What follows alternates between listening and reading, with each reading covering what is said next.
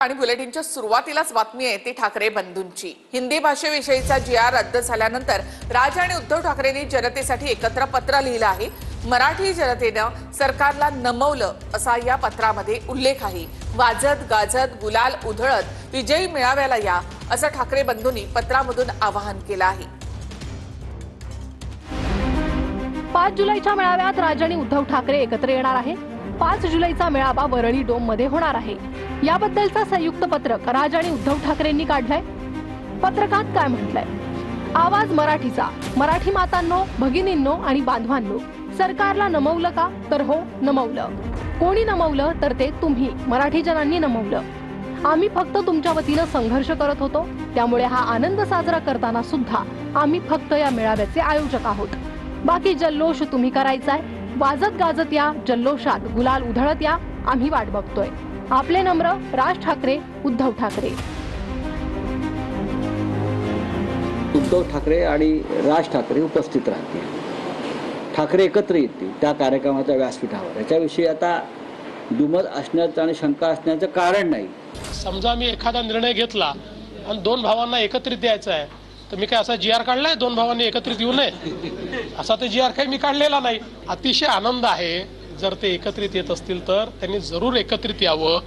फक्त मी कालच म्हटलं राज ठाकरे आम्हाला प्रश्न विचारतात, तोच प्रश्न त्यांनी उद्धव ठाकरेंना विचारला पाहिजे की तुमच्या काळामध्ये 1ली ते 12वी हिंदी सक्तीचा निर्णय का घेण्यात आला, हा प्रश्न कधीतरी विचारला पाहिजे। बाकी त्यांनी एकत्रित यावं, क्रिकेट खेळावं, हॉकी खेळावी, टेनिस खेळावं, स्विमिंग करावं, जेवण करावं, आम्हाला काही अडचण नाही। देवेंद्र फडणवीस यांनी जी.आर काढल्यामुळे काही शिवसेनेची स्थापना झाली नाही ना, आणि देवेंद्र फडणवीस यांनी जी.आर काढल्यामुळे मराठी माणसं एकत्र आली नाहीत। देवेंद्र फडणवीस यांनी जी.आर काढला शिवसेना फोडण्याचा, तरी मराठी माणूस एकत्रच आहे। 5 जुलैला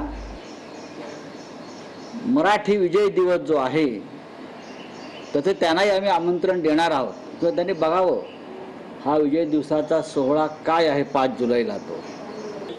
ते परवाचा जी.आर वरचा निर्णय महायुतीत देवेंद्रजींनीच केला, त्यामुळे मराठी माणसाची निष्ठा आम्ही नाही केली, कुठली प्रतिष्ठा, आणि बरोबरीने पर्यायी भाषा म्हणून अन्य भाषांचा पर्याय हिंदी सहित याबद्दलचा लढा, भूमिका आणि विचार भाजपने स्पष्ट मांडले।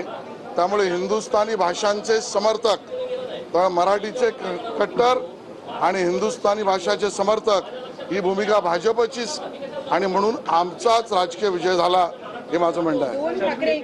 आमची सभा आहे, सभा आहे, सभा आहे, जल्लोष आहे, जल्लोष आहे असं प्रचार करून सुद्धा लोक जमतील असं एका पक्षाला वाटलं नाही, म्हणून बरेच पक्ष एकत्र येऊन जे काही डोम मध्ये बऱ्याच पक्षांचं मिळून होणार आहे, त्यापेक्षा एकटा पक्षा, एक झेंडा, एक नेता आणि एक कर्तृत्व, त्याचा व्हिडिओ आपण बघा। उद्धव ठाकरे यांच्यामुळेच राज ठाकरे पक्षाच्या बाहेर गेले होते अशी टीका नारायण राणेंनी केली। उद्धव ठाकरेंनी राज ठाकरेंना छळलं होतं, त्रासही दिला होता असं राणे म्हणाले। राणेंचं ट्विट काय आहे ते आपण पाहूया। राज ठाकरे उद्धव ठाकरे यांच्यामुळेच पक्षाबाहेर गेले, आता परत या म्हणून प्रयत्न करत आहेत। उद्धव ठाकरेंनी राज ठाकरेंना छळलं होतं, त्रासही दिला होता, पक्षाबाहेर जायला यांनीच प्रवृत्त केलं होतं, याची त्यांना जाणीव नाही वाटतं, आता का म्हणून लाळ ओकताय। राज ठाकरे, गणेश नाईक, नारायण राणे, एकनाथ शिंदे यांनी शिवसेना वाढीसाठी आयुष्य दिलं, त्यांना उद्धव ठाकरे यांनी बाहेरचा रस्ता दाखवला, बाळासाहेबांनी सत्तेत बसवलं, यांनी सत्ता घालवली। नारायण राणेंनी इतरांची काळजी करण्यापेक्षा तुम्ही तुमचा पक्ष का सोडलात? तुम्ही पक्ष काढलात तुमचा आणि 1 वर्षामध्ये आपला पक्ष का सोडलात, त्याचं उत्तर महाराष्ट्राला द्या। तुम्ही काँग्रेस पक्ष का सोडलात, त्याचं उत्तर महाराष्ट्राला द्या। तुम्ही भारतीय जनता पार्टीच्या परवांच्या दिवशी चिपळूणच्या मेळाव्यामध्ये रवींद्र चव्हाणांना इशारा का दिला, त्याचं उत्तर द्या। खरं तर हे नारायण राणे आणि हे राणे फॅमिली याच्याबद्दल मी अनेक वेळा तुम्हाला सांगितलंय की मला प्रश्न विचारू नका, कारण यांची चोच ही नेहमी नरकातच बुडालेली असते. नारायण सारख्या भाजपच्या कार्यकर्त्यांना किंवा नेत्यांना पोटशू येतोय.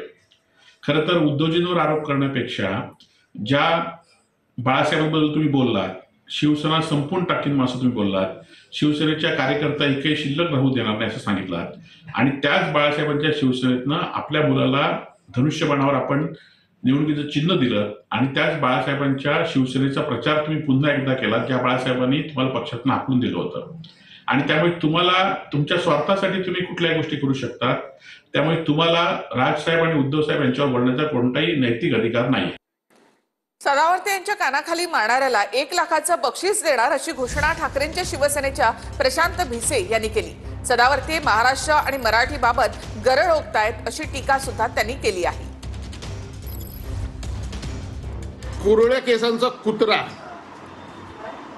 बेंबीच्या देठापासून ओरडायला लागलाय, बोंबलायला लागलाय, शिव्या द्यायला लागलाय आपल्या मराठी माणसाला. जो कोणी त्या गुणरत्न सदावर्तेच्या कानाखाली वाजवेल त्याला मी 1 लाखांचं बक्षीस जाहीर करतो. कारण हा कुत्रा ठोकल्याशिवाय गप्प बसणार नाही. ह्याचे कर्तकरविते कोण आहेत ह्यांनी लक्षात घ्यावं की ह्याच्यामुळे त्यांच्या देखील प्रतिमा मलिन होत आहेत. मित्रांनो, ही माझी एक बक्षीस जे मी जाहीर केलंय हे खऱ्या अर्थाने मी देणार आहे. सोशल मीडियावर डायरेक्ट व्हायरल्स आहेत, त्याचबरोबर टेलिव्हिजन स्क्रीन्सवर आहे की कशा प्रकारे माझ्या कुटुंबाची हत्या करतील, मला कसं मारतील, कानफडात मारतील, बक्षिसं ठेवलेत. या बाबतीमध्ये जे विभाग आहे ज्याला आपण याच्या बाबतीमध्ये म्हणतो IT, पोलिसांच्या IT विभागाने योग्य कारवाई करावी. आणि माझी हत्या झाली तर राज ठाकरे, त्याची पिढावळ उद्धव ठाकरे आणि राष्ट्रवादी काँग्रेसचे वयोवृद्ध पुढारी शरद पवार हे जिम्मेदार राहतील. मला धमक्या माझी हत्या करण्यापर्यंत आहेत. माझ्या लेकरा बाळांच्या बाबतीत अर्वच्च शिवीगाळ आहे. त्याच्यामुळे त्याबाबत पोलीस महासंचालक आणि मुंबईचे पोलीस आयुक्त सन्माननीय हे काळजी घेतील, दखल घेतील. परंतु मला हे सांगायचं आहे, जो गरजते है वो बरसते है ऐसा मला वाटत नाही. राज ठाकरे हो या उद्धव ठाकरे हो, इनके विचार है ना पानी कम चाय भाई, पानी कम चाय. इनके पास कोई जनाधार नहीं है भाई. ये तो साला चुटमुट करने वाले गली की राजनीति वाले लोग हैं. नाना पटोले यांचं आज दिवसभरासाठी निलंबन करण्यात आलेलं आहे. विधानसभा अध्यक्षांनी ही कारवाई केली. बबनराव लोणीकर यांच्या शेतकऱ्यांवरच्या वक्तव्यामुळे नाना पटोले सभागृहामध्ये आक्रमक झाले होते. नाना पटोले यांनी विधानसभा अध्यक्षांच्या समोर असलेल्या राजदंडाला सुद्धा स्पर्श केला. संपूर्ण गदारोळानंतर त्यांच्यावर निलंबनाची कारवाई करण्यात आली आहे. बबनराव लोणीकर यांनी शेतकऱ्यांबद्दल केलेल्या वक्तव्यावरून विधानसभेत जोरदार गदारोळ झाला. लोणीकरांवर कारवाई करण्याच्या मागणीसाठी नाना पटोले आणि विजय वडेट्टीवार विधानसभा अध्यक्षांच्या आसनासमोर गेले. नाना पटोले यांनी राजदंडालाही हात लावला. त्याआधी पटोले यांनी मोदींबद्दल असंसदीय शब्दाचा वापर केल्याचा आरोप भाजपच्या नेत्यांनी केलाय. सन्माननीय सदस्य लोणीकर आणि राज्याचे कृषी मंत्री ज्या पद्धतीनं सातत्यानं शेतकऱ्याचा अपमान करतात, शेतकऱ्याचा अपमान करतात अध्यक्ष महाराज, हा अपमान आता राज्यातला शेतकरी अन्नदाता सहन करणारा अध्यक्ष महाराज. या राज्याच्या मुख्यमंत्र्यांनी या राज्याच्या शेतकऱ्यांची जाहीर माफी या सभागृहात मागितली पाहिजे अध्यक्ष महाराज. ज्या पद्धतीनं सातत्यानं मोदी तुमचा बाप असेल, शेतकऱ्यांचा बाप होऊ शकत नाही अध्यक्ष महाराज. आणि या पद्धतीनं ज्या पद्धतीचं वक्तव्य हे अध्यक्ष महाराज अजिबात नाही चालणार अध्यक्ष महाराज. याच्यावर कारवाई झाली पाहिजे. नानाभाऊ, तुमच्याकडनं असंसदीय भाषेचा उपयोग होणं मला काय बरोबर वाटत नाही. हे चुकीचं आहे, हे चुकीचं आहे. नाना पटोले विधानसभा अध्यक्षांच्या आसनासमोर धावून गेल्यानंतर विधानसभेचं कामकाज काही काळासाठी तहकूब करण्यात आलं.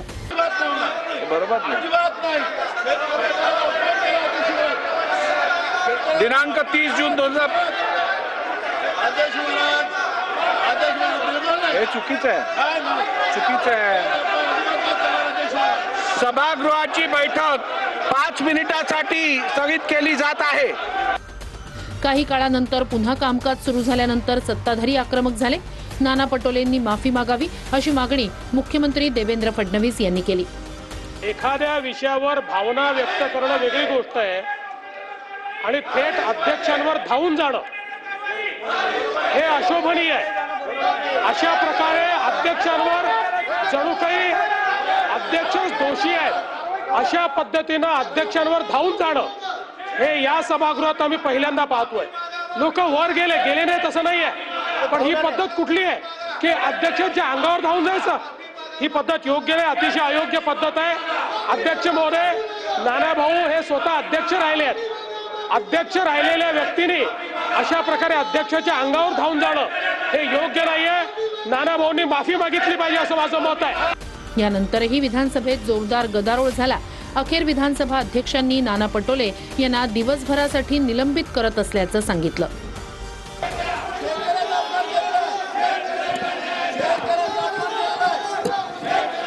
सभागृहाचं कामकाज नियमित चालण्यासाठी मी विधानसभेचा अध्यक्ष म्हणून माझ्या अखत्यारीत नानाभाऊ पटोले यांना दिवसभरासाठी सस्पेंड करत आहे।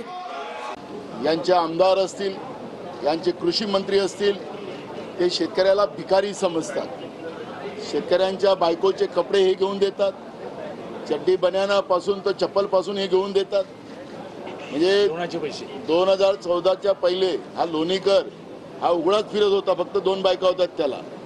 सरकारच्या विरोधात आम्ही रोज आवाज उचलू, एक दिवस नाही, रोज निलंबित केलं तरी आम्ही थांबणार नाही। उद्या पुन्हा आम्ही शेतकऱ्यांचे प्रश्न मांडू जिथपर्यंत लोणीकर आणि राज्याचे कृषी मंत्री यांच्यावर कारवाई होत नाही आणि राज्याच्या मुख्यमंत्र्यांनी शेतकऱ्यांची माफी मागितल्याशिवाय आम्ही लोक आता शांत बसणार नाही। काही बरेच दिवस त्यांना काँग्रेसमध्ये देखील काही दिल्लीमध्ये काही त्यांची चर्चा नावाची कुठे दिसत नव्हती, म्हणून काहीतरी नावाची चर्चा झाली पाहिजे आणि पुन्हा चर्चेत आणि प्रकाशात यायला पाहिजे, म्हणून हा त्यांचा प्रयत्न आहे का? पण त्यासाठी देखील मोदीजींचंच नाव घ्यावं लागतं, कारण बापही होत आहे। आणि म्हणून मी एकच सांगेन कि विधानसभे में जनता ने दिए उनको झटके और कांग्रेस 16 पे लटके। रवींद्र चव्हाण यांची भाजपचे प्रदेशाध्यक्षपदी निवड करण्यात आली आहे। किरेन रिजिजू यांच्या उपस्थितीमध्ये रवींद्र चव्हाणांच्या प्रदेशाध्यक्षपदाची घोषणा करण्यात आली। रवींद्र चव्हाण भाजपचे 12वे प्रदेशाध्यक्ष आहेत।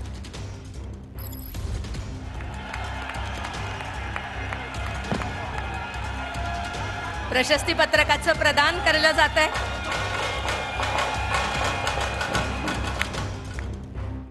बीडमधील अल्पवयीन मुलीच्या विनयभंग प्रकरणामध्ये एसआयटी चौकशी होणार आहे। मुख्यमंत्री देवेंद्र फडणवीसांनी ही माहिती दिली। वरिष्ठ महिला पोलीस अधिकाऱ्याच्या नेतृत्वामध्ये या प्रकरणाची चौकशी केली जाणार आहे। बीडमधल्या विद्यार्थिनीच्या लैंगिक शोषणाप्रकरणी एसआयटी चौकशीची घोषणा मुख्यमंत्र्यांनी केली आहे। वरिष्ठ दर्जाच्या महिला आयपीएस अधिकाऱ्यामार्फत ही चौकशी करण्यात येणार आहे। आज विधानसभेत चेतन तुपे यांनी हा मुद्दा मांडला, त्यानंतर फडणवीसांनी एसआयटी चौकशीची घोषणा केली। या प्रकरणाची सखोल अशी चौकशी आपण करणार का? याच्यावरती एसआयटी नेमली जाईल का? ही एसआयटी नेमताना एखाद्या आयपीएस महिला अधिकाऱ्याला त्याच्यामध्ये त्याला काम करायला तिला सांगितलं जाईल का? आणि ज्या मार्फत इतरही सर्व जे काही असतील त्याही मुलींना विश्वासात घेऊन त्यांच्याबद्दल असं काही घडलंय का? या 2 नराधामांनी त्यांच्याबद्दल असं काही दुष्कृत्य केलंय का? याच्यासाठी काही विशेष यंत्रणा उभी केली जाईल का? आपण असा निर्णय केलेला आहे की वरिष्ठ दर्जाच्या आयपीएस महिला अधिकारी यांच्या अध्यक्षतेखाली एक एसआयटी आम्ही तयार करू आणि या एसआयटीच्या माध्यमातून या संपूर्ण जी काही गुन्हा आहे त्या गुन्ह्याची चौकशी करू। याची व्याप्ती कुठपर्यंत आहे, कोणाचा वरदहस्त आहे का, कोणी याला राजकीय दृष्ट्या, सामाजिक दृष्ट्या, अजून कुठल्या दृष्ट्या वेगवेगळी वळणं देत आहे का, अशा प्रकारचाही त्याच्यामध्ये प्रयत्न आपला असेल।